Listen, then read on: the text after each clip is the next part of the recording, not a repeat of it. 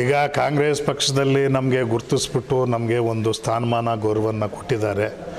ಅವರು ಏನು ನಮಗೆ ಜವಾಬ್ದಾರಿ ಕೊಟ್ಟಿದ್ದಾರೆ ಆ ಜವಾಬ್ದಾರಿಯನ್ನು ಸಂಪೂರ್ಣವಾಗಿ ಸಕ್ರಿಯವಾಗಿ ಅದನ್ನು ನಾವು ಪರಿಪಾಲನೆ ಮಾಡೋದಕ್ಕೆ ನಾನು ನನ್ನ ಶತಕತಾಯ ನನ್ನ ಒಂದು ಶಕ್ತಿ ಮೀರಿ ನಾನು ಕೆಲಸ ಮಾಡ್ತೀನಿ ಅಂತ ಈ ಸಂದರ್ಭದಲ್ಲಿ ಹೇಳೋಕ್ಕೆ ಇಷ್ಟಪಡ್ತೀನಿ.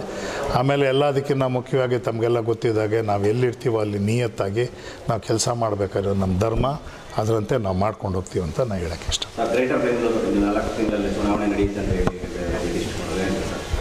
ನಮಗೆ ತಿಳಿದಂಗೆ ಬಹುಶಃ ಚುನಾವಣೆ ಆಗೋದು ಭಾಳ ಕಷ್ಟ ಇದೆ. ಯಾಕೆ ಅಂದರೆ ಅಷ್ಟೆಲ್ಲ ಬೈಫರ್ಕೇಷನ್ ಮಾಡಿ ಡಿಲಿಮಿಟೇಷನ್ ಮಾಡಿ ವೋಟರ್ಸ್ನೆಲ್ಲ ಒಂದುಗೂಡಿಸಿ ಅದನ್ನೆಲ್ಲ ಮಾಡೋದು ಅಷ್ಟು ಸುಲಭ ಅಲ್ಲ. ಸುಮಾರು ಒಂದೂವರೆ ವರ್ಷ ಕಾಲ ಅವಧಿ ಬೇಕಾಗುತ್ತೆ. ಆದರೆ ಉಚ್ಚ ನ್ಯಾಯಾಲಯ ಏನು ತೀರ್ಮಾನ ಕೊಡುತ್ತೋ ಅದ್ರ ಮೇಲೆ ನಾವು ಪರಿಪಾಲನೆ ಮಾಡಬೇಕಾಗಿರೋದು ನಮ್ಮ ಧರ್ಮ.